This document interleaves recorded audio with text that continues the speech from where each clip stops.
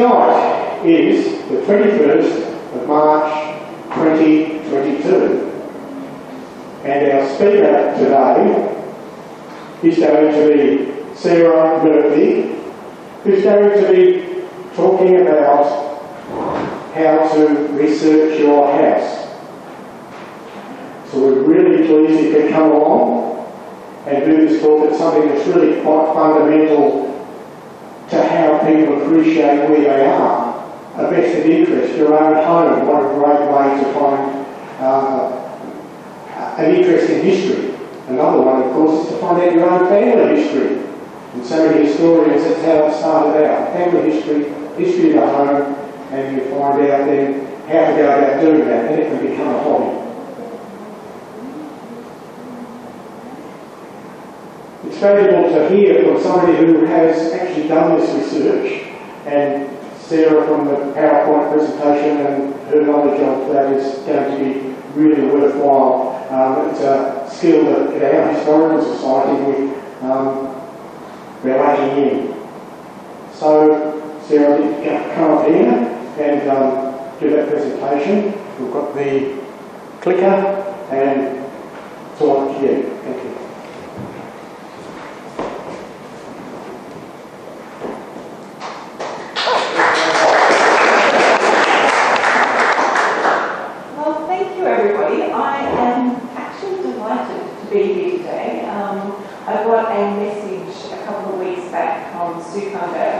Who is the secretary of the society, saying, Sarah, can you come and please do a talk on how you research the history of your home? And I let her know that I would be thrilled to do so, and it's something that I kind of fell into, and I've learned a few things along the way. I don't propose that this is a comprehensive examination of everything that you will need. It's more about starting with a ball of wool and pulling on a few bits to see what comes apart and following that. So you've probably each got some lists of resources on those pieces of paper. That's so you can listen to me and you don't have to feel like you need to take lots of notes while I'm speaking. If you've got any questions, please feel free to just raise your hand and ask them. To the best of my ability, I will answer them. And if you can just speak up so I can hear what you're asking, I'll repeat the question for the sake of the camera so that people who are watching this at a later date can hear what you've asked and my answer. So I will start. So my name's Sarah. That's my name up there. I'm not Irish. It's Murthy with a T, which is very confusing. But that's a subcontinental surname, if you're interested, not me, my husband. And it's what I've assumed is that most people in the audience here are either in the city of Bayswater or the city of Stirling. And is that a reasonable assumption that I've made? Okay. So what I'm going to do is start with like the really elemental things that would be helpful to do. And you don't know where this is going to take you on your journey. But the first thing that you really need to know is the lot number of your house. And if you've got the title deed stacked away somewhere, it'll be on your title deed. But if you don't, there's no need to panic. It's very easy to find. So the first thing that you need to do is you can go onto the City of Bayswater's website and I'll show you what that looks like and how to find it. Or if you are located in the City of Stirling, I'll show you that as well. And once you've got that lot number, that's really the key that will start to open the door for you. And just a word of caution, however, is if you live on a block which you either know or suspect at some point has been subdivided, then the lot number that you've got today may not be the lot number that existed 50, 100, 150 years ago. So just be aware of that. And there's some phone numbers there, but all of this is on those pieces of paper. Okay, so I've used where we are today, the Peninsula Hotel, as an example. So So if we were looking up on the City of Bayswater, which covers Maylands, which is where we are right now, this is what you would need to do. You would go into your computer and it would show up a screen like this if you follow the web link which is on that piece of paper. And up the top there, all you do is type in the physical address of the house that you want to find the lot number to. And then what happens is that it will show you in two places your lot number. Now, as it turns out, the Peninsula Hotel is actually over 2 lot numbers, and the lot number on the map is different to the lot number on the side panel there. So you might need to confirm which lot is actually yours. Are there any questions about that? Pretty simple? Okay, cool. So if you're in the City of Stirling, same process, but they've got a slightly different website. So I've used St Pat's Anglican Church up on Bayford Street as an example for the City of Stirling. So when you open that URL that they use on that piece of paper, if you're in the City of Stirling, it'll bring up something that looks like this. And then what you need to do is go down to this little box that I'll show you and type in your address. Okay. And then what will happen is, you will get this demonstration here. You will see that the lot, you probably can't see it from what you'll see, but the lot number is actually within that box that refers to your block of land. Also, if you are in the City of Stirling, it will bring up any, just automatically, it will bring up any heritage implications of the block that you have chosen. And that's, you can see there on the right-hand side in that panel there. You just scroll down a little bit, and it will bring up if it's on the state heritage list or anything like that, which you may need to know about. Any questions about the City of Stirling? No? Okay. So, once you've got that lot number, as I said, that's kind of like the key that unlocks the first steps that you can take for finding out about your house. So, where I first went was the State Records Office of WA, and they are incredibly helpful people, and they are located in the State Library of WA in Northbridge. And if you contact them and say what it is you're looking for, they will go away, find the information you're looking for, bring it out for you at a pre-appointed time, and then you can go in there and it's already on a table for you, and you can go through and have a look at everything that they've collected for you. The collection is not on open shelves like a regular library, because often these articles are very old, so we don't want them to sit on a shelf. So you do need to provide them with an advance notice so that they can go in and get the information for you. So the archivist on duty is the person who will help you, and they're located on level 3. So as I said, you can go there and have a chat with them. I was back and forth quite a bit with the archivist that I got me in touch with, and he was so keen and helpful. I had to cancel a couple of times, we had lockdowns, etc. And he said, oh, that's no problem, just let me know when you're coming in. And so he had all of the things ready for me to go through. Another thing that you can look at, and is it's now easier to get to than when I was looking at this about a year ago, is that there's a thing called retro maps.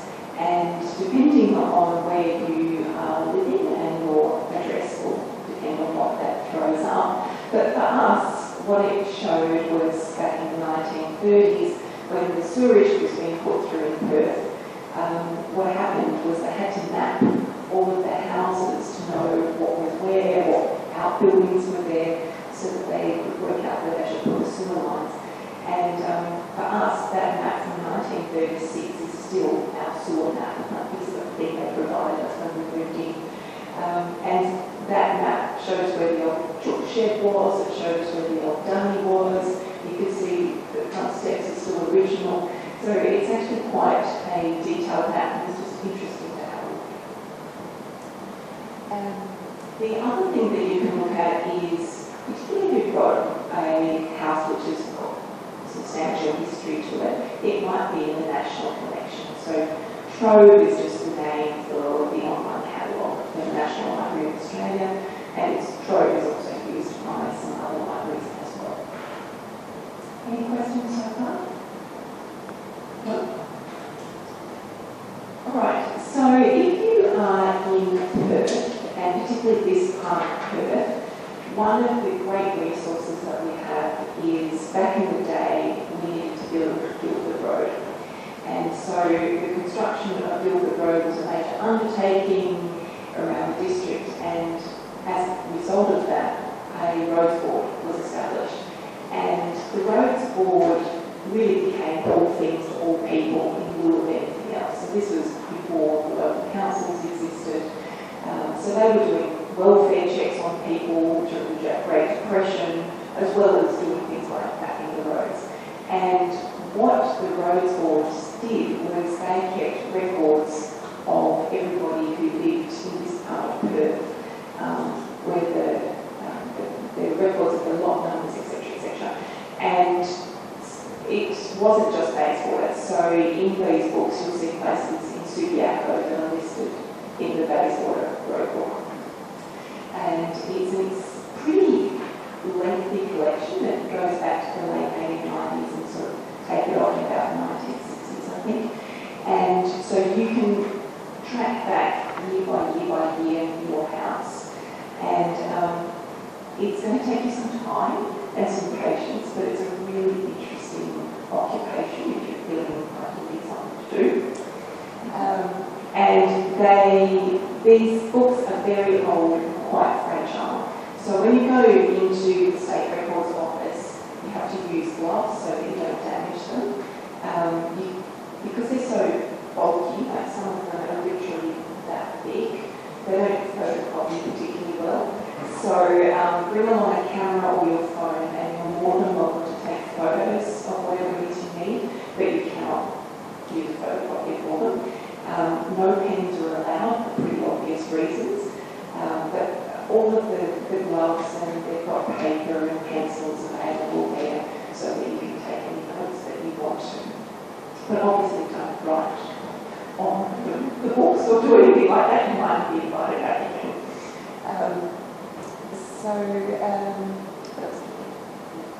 I think that's everything on that slide. Yeah. Yes, Roger. We've got three Rogers in the front row here. Roger number one. What order is it? Yeah. Okay, so roughly years. However, particularly in the first ones, it was a new organisation, fairly started, they were making it up as they went along. And so for the first couple of years, you'll see that there might be multiple years, and they're not like calendar year or financial year, they kind of start and stop at random points. So, but once you get into kind of like the early 1900s, things start to get a bit more systematised. But particularly those early ones, so for instance, I think it was 1915, that's spread over two books. So just be aware of that. But when you ask for them, and go on Trove, and it lists the whole. So if you know that you want to look at a particular year and you can see that it's across two books, make sure that you ask for both of them. Yes, there's a question up the back. But that is never under the base for the road. So we will not see still or some other. So we would be able to find that part of mail. So with mail, and thousands in Bayswater, so that's my thing that I'm most comfortable with. When you go into those earlier searches, particularly with Trove and with the State Records Office, if you just type in your address, it should throw up the sorts of records that your address will be included in. Does anybody else have the answer to that question about what the mail answers in these record books? Mail answers originally in Perth Road, Okay. which stretched from the beach to the river. So mail is originally. Incredible tricky stuff. Okay. So for those of you who may have Perth Road books, I would imagine the same kind of things apply. The candy passages too. information, because once you get the books, that's just the first part, then fun begins. They obviously predate Excel, so the idea that you can just go into a computer system and type something in and it will be beautiful alphanumeric order, sorry, but that just doesn't apply. There is a system, but the system is based on what we did last year, which was based on what we did the year before. So although there's general kind of geographic groupings in these books, they're not precise. So this is what I learned along the way, is you need to be methodical and you need to be very patient. So some of these books, as I said, are this thick. That's a lot of pieces of paper to be going through, so make sure that you allow yourself enough time. However, once you find the first listing of the property you're looking for, that does give you a clue as to where that listing will be located in the years before and the years after. So it's not like a needle in a haystack every single year what you need to look at. So what I did was I tried the random approach. It didn't work. So then I started at page 1 and literally went page by page. However, you can narrow it down a bit if you know what ward your property was in, and we'll get to that in a minute. As I mentioned before, make sure you're using your original lot number. If you're not, then it's not going to be there, or it might be some other place in time. So make sure that you've got the right lot number. And then once you do find your needle in the haystack, note the page number that it's on, because that will give you a pretty good idea as to what page it will be on in next year's book or the year before. So this is what they look like inside. I'm going to do this step by step so you don't get kind of overwhelmed by all the information. And this is all in handwritten script. So most of it is pretty neat, but there are some chicken scratchings in there and mistakes that have been made and crossed out and moved over the top of. So if you're visually challenged, take your strongest pair of glasses. Okay, so this is what it looks like on a random page. Up the top right-hand corner of each page is written the ward, north, south, east or west. If you know which ward you're in, and they are north, south, east and west, once you find the ward, that will help you narrow down the pages that you're looking at. So I would suggest that you find that out early. And then up in the top left-hand corner, that's the page number that I was talking about. So once, and they're pre-printed, so once you find your record, make sure that you take note of that page number, because if you then open to roughly that page, either side yearbooks, you should find your property listed. And then your lot number is kind of in that central column. And for many of these records, they're far from complete. So, but the lot number will always be there. So the types of information that might be of interest to you are listed here. The page on the right-hand side has got lots of information too. It wasn't of interest to me. It was how much is the property worth, how much do they pay in rates, those sorts of things. If you're interested, it's on the right-hand side. The things that I was interested in is who are the people that used to live in my house. So I wanted to know who the owners were, where they were actually living at the time. So we discovered that the family that we thought was the first owners, they actually weren't. It was built by somebody else who never lived there. But because he owned it, his address, which is in town, and I'll walk down here before we register, is listed there. So if it's not an owner-occupied, the address of the owner. Particularly this part of Bayswater, there was huge amounts of land speculation back in the day. So nothing's really changed much. But back then, there was real estate agents were using fairly colourful and flowery language to advertise the virtues of buying land in Bayswater to unsuspecting Easterners and people in New Zealand. So there was a lot of non-Western owners, and you'll see that as you look through this. There'll be investment companies in Dunedin, and there'll be banks in Sydney and Bendigo. So just be aware that you're probably at one point probably was owned by one of these corporations who then eventually sold them onto an occupier.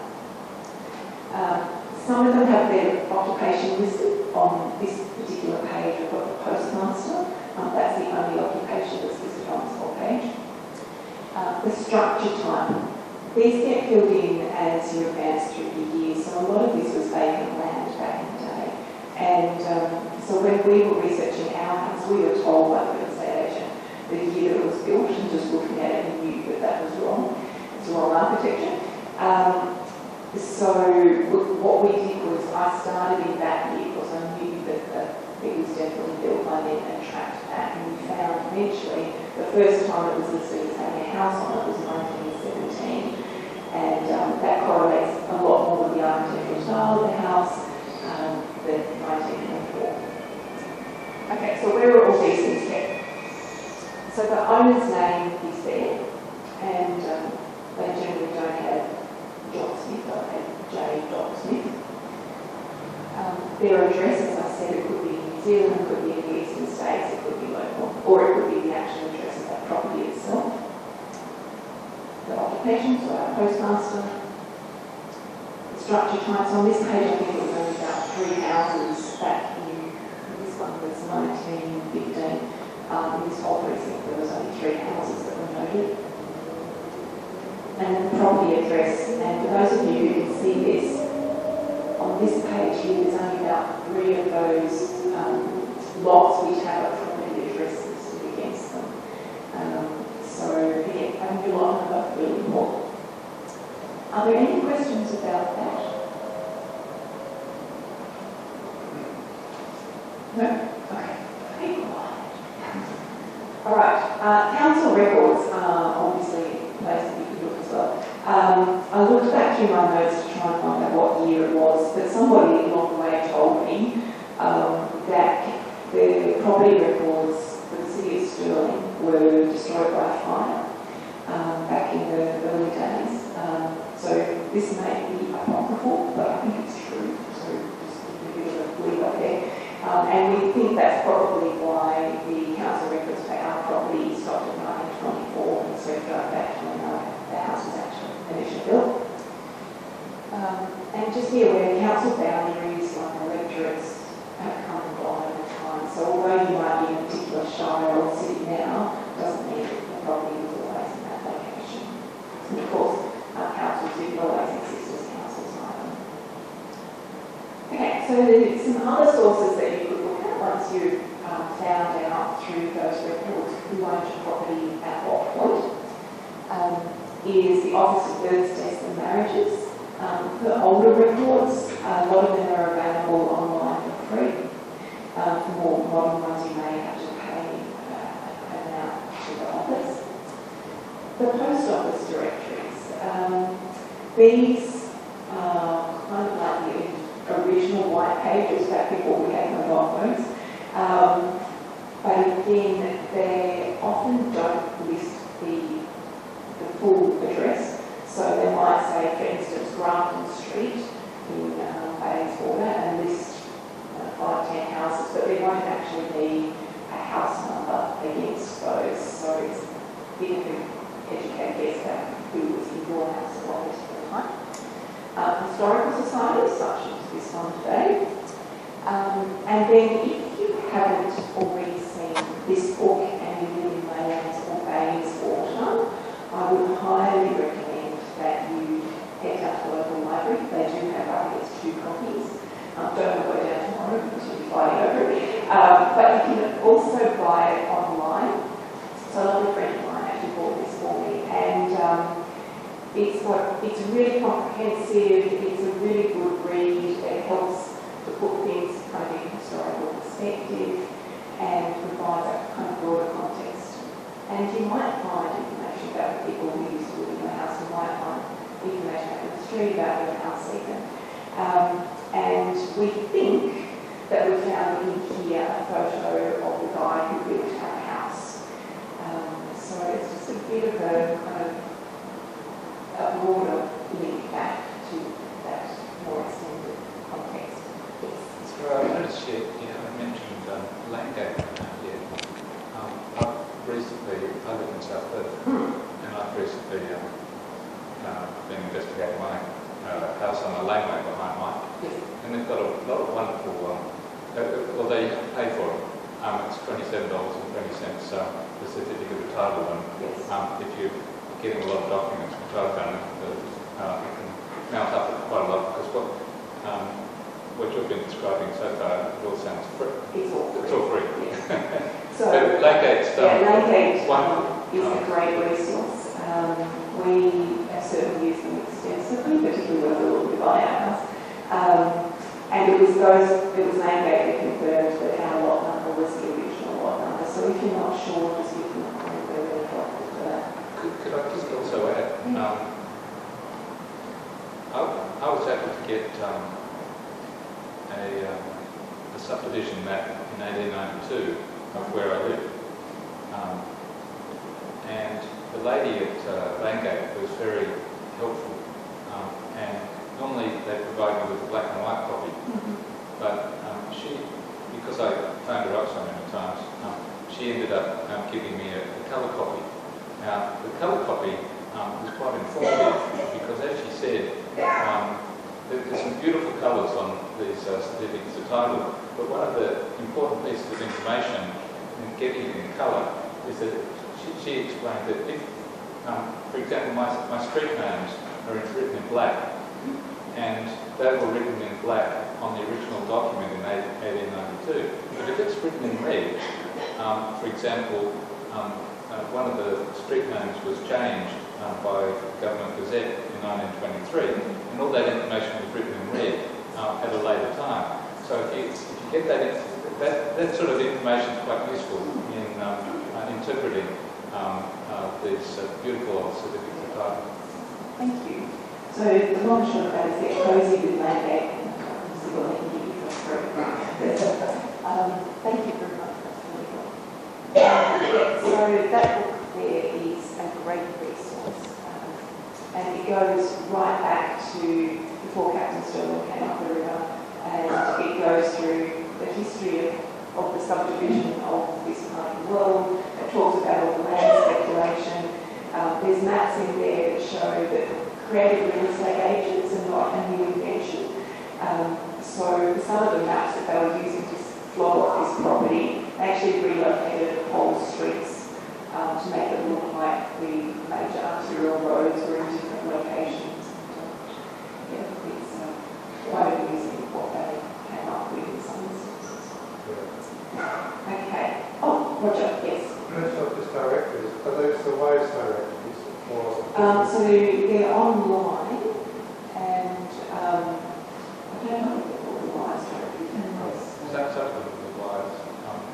They're different than the wise. No, they include the wise. But I've got them used. I think they go up. I think they went up to 1948. Yeah, so if you look on your sheets, it actually gives you the years that they're available for. Other sources that might be useful to find information specifically about your place is if there are people who live in your area, been there a very long time, have a conversation with them, they might remember who used to live in your house, be able to list some stories. Neighbours as well, previous owners. We were really fortunate. Although our house was built in 1917, there were only 4 owners, and so the stories that were communicated through, we learned about them because it hasn't been lost over time. We discovered that one of the ladies I used to go to church with, she lived next door, and she used to go and tie the shoelaces of the owner 2 times previous. So there's all those little anecdotes that you might be able to glean. Also, the kids of the original owners, when our house was being sold and we bought it, and I was talking to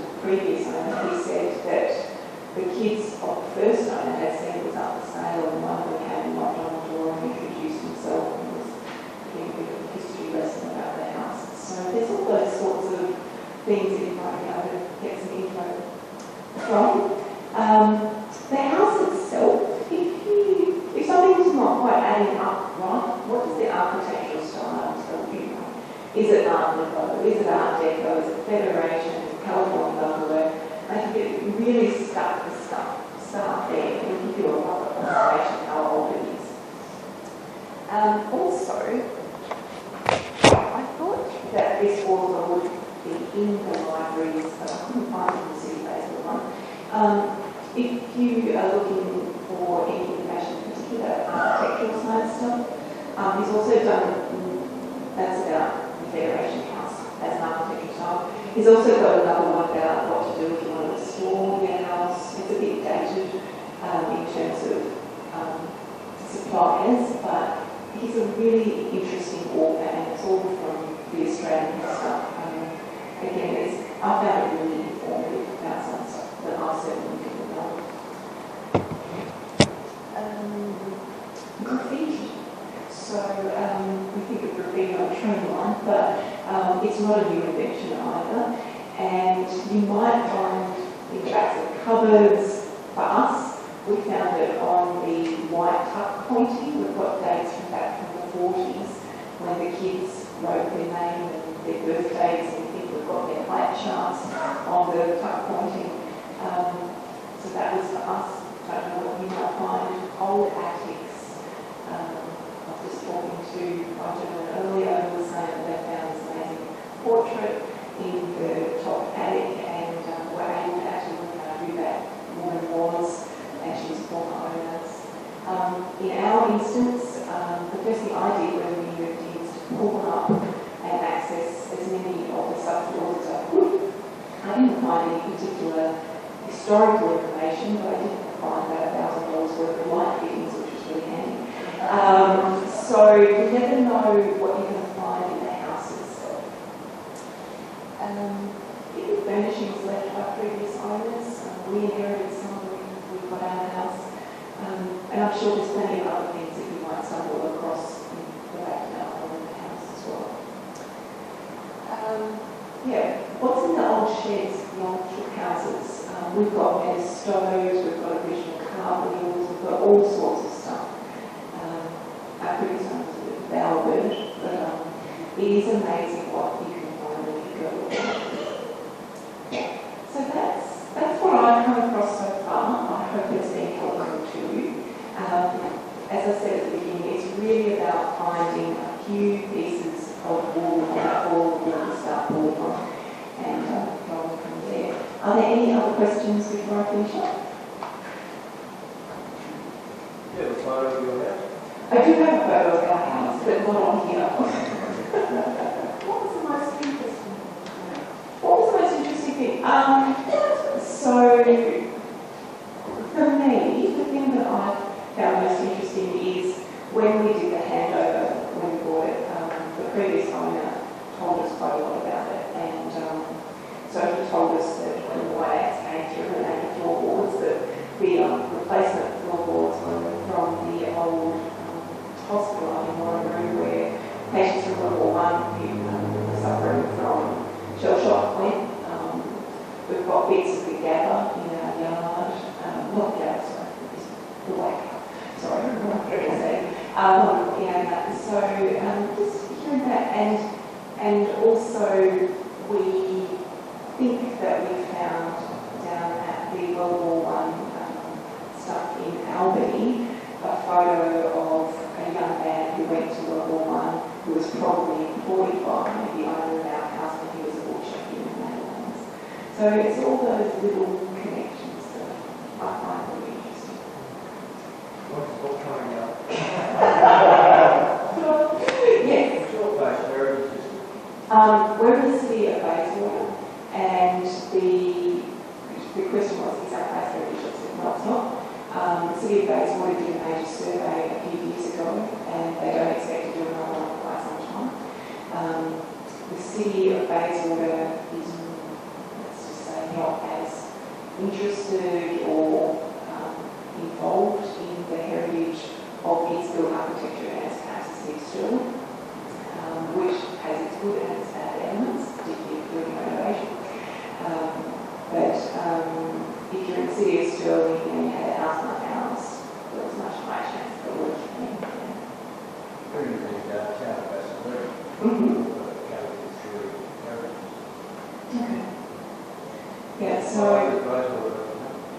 Bayswater just hasn't really, so we've got things like Halliday House is heritage listed, there's really like the dance, the Academy dance, that's heritage listed, this place is heritage listed, but in terms of actual houses, it's much fewer than City of Stirling. So if you're looking to buy a place and want to do a major renovation, my suggestion would be buying the City of Bayswater. Much easier. Yes? I thought I'd just add, in addition to your house, I've lived in my place for 30 years, and I've got a laneway at the back of my house. And only recently, my neighbour told me that it wasn't owned by the City of South Perth, it was owned by it was privately owned, and I found a certificate of title from Langate that showed the certificate of title was issued in 2010 to Alice Illingworth. And then I did some more probing, and I found that Alice actually died in 1911. She was born in 1870. And the thing about the certificates of title, if you get them, is that they show the chain of ownership and a lot of information.